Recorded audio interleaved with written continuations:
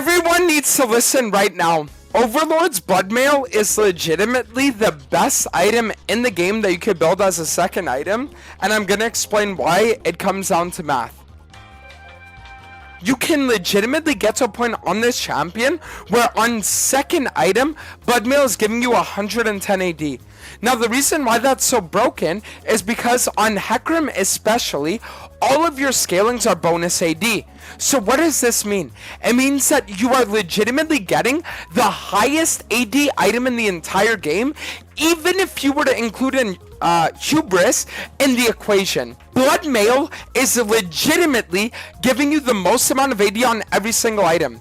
So the reason why Shojin into Blood Mail is such a good combination is because Shojin is overcapping your ability haste, and then afterwards Blood Mail is overcapping your health and your damage. So you get overcapped ability haste, damage, and health. Then when you get Cyrilda's, you can legitimately function as an assassin, but the only difference is that instead of having 2,000 health, you have 3,500. What is he yapping about, chat? Does he want us to build lethality or defense now? Both. I want you to not build lethality, I want you to be an assassin. But I want you to do an assassin build that's going to give you 3,500 health. You're going to see this game, like, if you guys are non-believers in this game, just wait until the end of it, and then you'll see what I'm talking about, okay? Okay, so the enemy barn is getting Shovin, which is going to be good for us. Okay, so I'm going to do my Gromp before blue here, just so we can put our Gromp on a reset timer before our blue, so that it's actually good. Okay, so mid laner gets a solo kill, which is huge. Bot lane doesn't really look diveable either, and our top laner is like kind of brawling. Okay, so what I'm going to do here is I'm going to get 3 Q stacks off the crab, and then afterwards I'll walk towards mid. If the Fizz can bait, then she's going to die. Or not.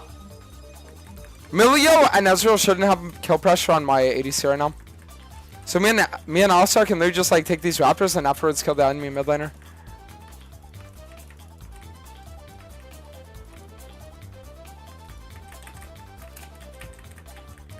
Oh, nice. He has 28 CS, not 32, so he never took my Krugs either. Wait, what? I mean, like, okay, so this is, let me explain to you guys a concept about jungling that a lot of you might not understand, but if you do, it's going to make you a much better player. There's something called delayed gratification, okay? So what delayed gratification means is that you see something, but then you realize that you could go for a trade play, but if you do something else instead, you're going to secure a better play later on down the line. So for example, there, what I could have done is I could have invaded his wolves. Would it have worked? Yes, it would have. But what I could also do is I know that he's going to play for top to bot full clear, or he's going to reset and clear his camps.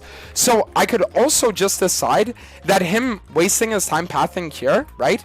I can use that as an advantage to just secure drag for free. So now what I can do is I can just play for the dragon, right? And then I can re-invade his raptors with level 6. And just like that, we end up securing dragon and securing a level 6 play on his raptors in a situation instead of actually just getting the wolves, right? So delayed gratification as a jungler is something that it's a very advanced concept because you need to understand like timers and everything. But if you can actually learn it, it makes your game way better, right?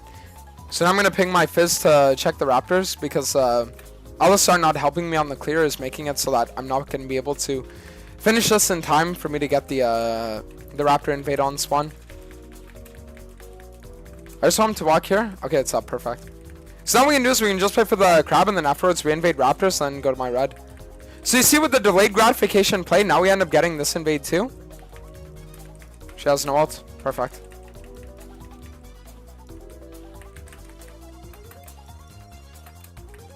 Nice. So now what we can do is we can just play for a standard top to bot full clear and then we're chilling. So now we have two options. Option 1 is we could decide to clear our bot side. Option 2 is after we take the Raptors, we could invade his top side. Pros of that play are that I have level advantage and I could probably beat him level 1. The negatives are that his top laner has prio and his mid laner could also roam too. But I'm going to be honest, considering how strong his like top laner is right now, as well as the fact that any with ult can just one-shot me, I think the better play is to just go for the bot side clear here. So what I can do now is I can just clear the rest of my jungle, and then I can reset, and then afterwards go for the Raptors invade. But I'm going to do something here that I'll explain in a second is even better than what I just talked about. Okay, so the enemy balling is walking up. Ezreal has no mana. We can easily go for the kill here.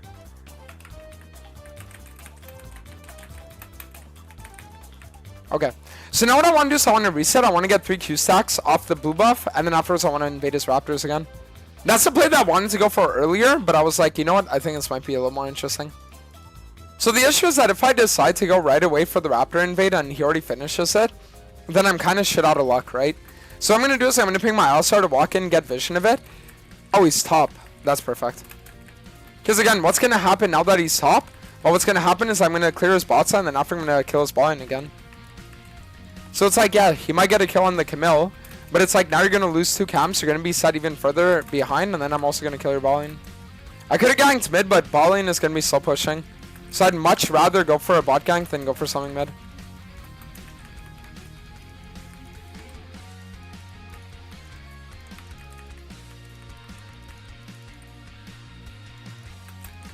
Nice. So now we're going to play for reset. We have wards on both of Kane's jungle entrances, and we saw that he didn't walk here, so I'm going to assume that he took crab and he might have invaded my top side too. The reason why I'm running towards raptors before Krugs is because I assume that he's going to have cleared. Yeah. Didn't you say that Shojin first was bad and now you're doing it? So the reason why Shojin is good is only if you paired with Bloodmail. If you're going Shojin into like Death's Dance or Shojin into, for example, Cleaver, it's still bad because it doesn't fix any of Hecarim's fundamental issues. But if you do Shojin, Bloodmail, Serylda's, then essentially what you're doing is you're just making it so that you have an infinitely tankier version of the Assassin Hecarim setup.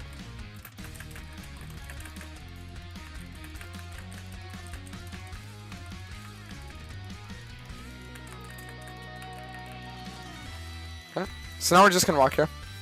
One of the things that you guys have to understand about itemization and especially creating builds is that items are oftentimes going to serve a purpose within a greater purpose. So what that means is that if you're going to sit there and, for example, you're going to build Shojin because you want to get ability haste, health, and damage, and then you build an item like Cleaver, which offers the same exact thing, then the only thing you're doing is you're just building items that offer stats. So whether you're going Shojin Cleaver, whether you're going Eclipse Cleaver, these are all just variations on the same fundamental concept, right? So none of these builds are any different. Sure, some of them might be a little different from others, right? In terms of how they're going to perform, but they're not going to have any kind of crazy differential because all of them serve the same kind of purpose. Now, when you decide to build items into other items that serve the purpose of like the items that you're not building, right? What you're doing is you're actually making the itemization a lot more interesting. So I'll explain what I mean by that. When I'm building Shojin into Bloodmail, I'm not doing it because I say I just want to get tanky. I'm saying it because Shojin is going to overcap my haste, right? And then afterwards, Bloodmail is going to overcap my damage and my health. And it's going to work in a way where now on 2-item spike, I have an overcap of damage, of health, and of haste, right? With both items that work really well together and are able to actually pop off with each other. So it's a thing where you have to realize that items build into items that perform different functions, and just building standalone items doesn't necessarily give you the intended effect a lot of the times. Wouldn't Cleaver be better since HP equals more damage? What then Serylda's? No. Because the thing is that the value of Cleaver to AD ratio is it's going to give you 10 bonus AD with Bloodmail, right? But you're still losing the upfront damage. Like, you have to understand that the reason why Cleaver is a bad item on Hecarim is because it takes him too long to stack the Cleaver when his fundamental purpose is to be a diver. So if I want to dive the enemy Milio and Ezreal, and I want to be able to like one-shot them so that I can actually function within the game, but I'm building Black Cleaver, then what happens is that I'm never able to actually one-shot them and perform my function, right? Like the item that I'm building, the arguably most important item, which is my armor pen item, is like a delayed item that doesn't actually do much.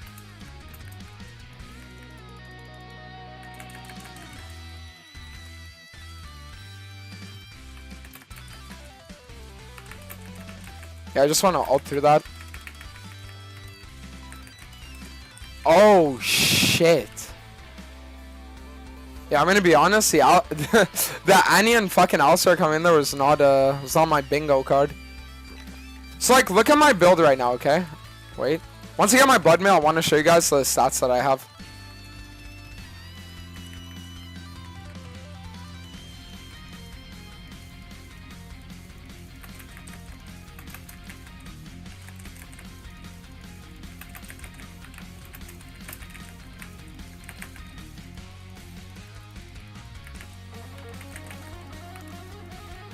Reason why I W smite that was for the heal.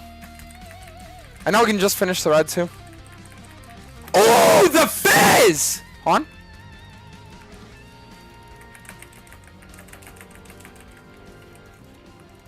Okay, so my Camille's coming in here. I just cut him off here. He's dead.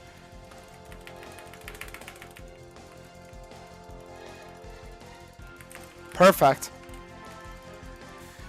I'm gonna have to smite this. Alright guys, so now are you ready to see how many stats I'm about to have? Type 1 if you guys are ready. Fair warning, heads up, it's about to be crazy. HP, I have 3000 HP on 2 items at level 13. My blood mail is giving me a bonus 60 AD, and it also increases my AD by 12%. 12% of my AD right now is legitimately almost like 40. So on 2 items, right, not factoring in if I'm ghosted or if I have my E active, I'm legitimately sitting on a 100 plus AD item. And when it comes to like the amount of haste that you're getting 33 haste with Ionian boots and shit like that from your runes as well. So you get 33, and then the Shojin plus the legend haste are giving you an added 40. So I have 73 ability haste, right, on my basic abilities, 73, 33 on my ultimate with 3000 HP, 300 AD. I don't know about you guys, but that sounds kind of broken.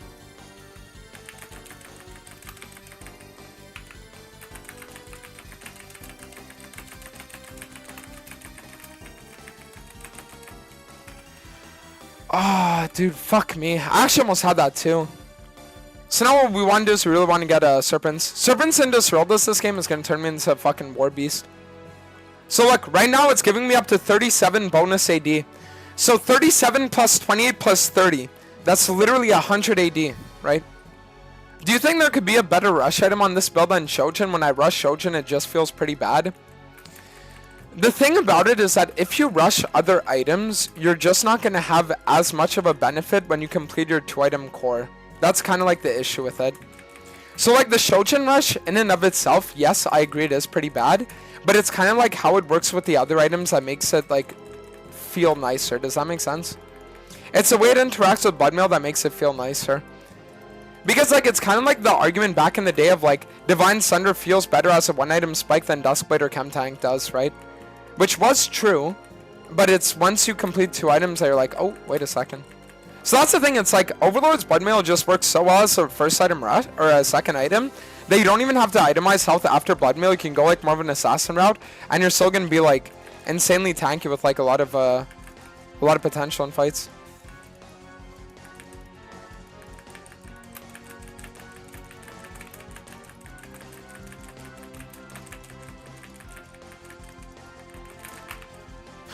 Fuck me.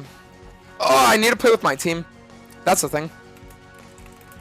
No one has anti-heal either, though.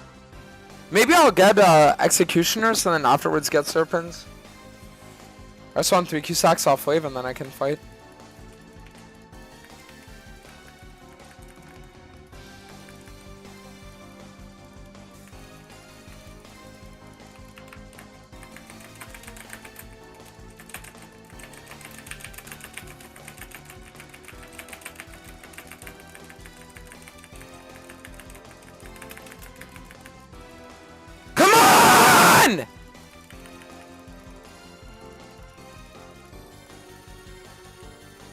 Nice! Alright, Free Baron. Are you guys seeing how crazy the damage is, by the way? You're literally a 3.5 thousand HP assassin. It's fucking crazy. Okay, so we have anti-heal, we have anti-shield, we have 3500 HP, we have 400 AD. My Overlords gives me up to about 50 AD with a Retribution passive. Now I'm factoring Ghost too. We're strong now. This is the strongest I'm going to be this game. Oh, I'm ghosting for this.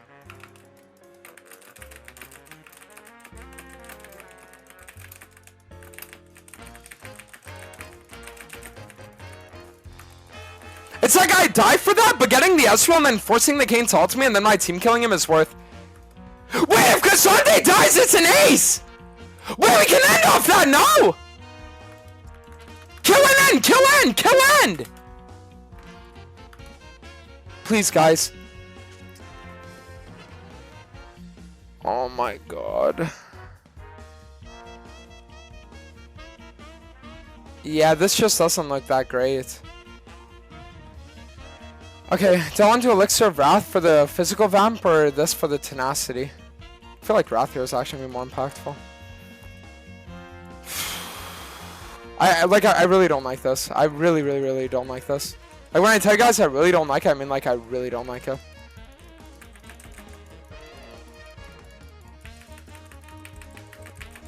Yeah. Like Red Cane has always been one of Hecarim's hardest counters. Red Cane, Nocturne, if it's a Conquer matchup, Udyr, you know, it's just always been like rough. Because he just does what you do, but he does it better because he has percent health damage, you know? Like, I'm going to be real with you, like, contesting this doesn't make sense. We want to contest Soul. Ooh! Okay, wait, 1 for 1. That's fine. Just play drag now. Play drag. 1 for 1 is okay. So the good news is they don't have any AP bursts, like, because Annie's dead. The bad news is they still have a Red Cane.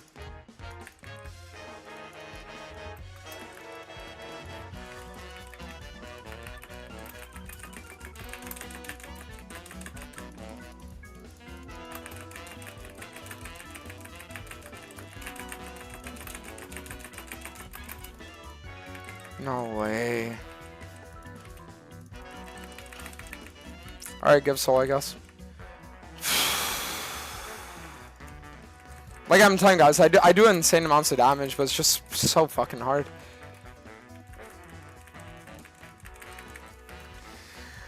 Even though we lost, it's fine. You know what I mean? Like, the thing is, we knew that was going to be a hard game regardless, you know?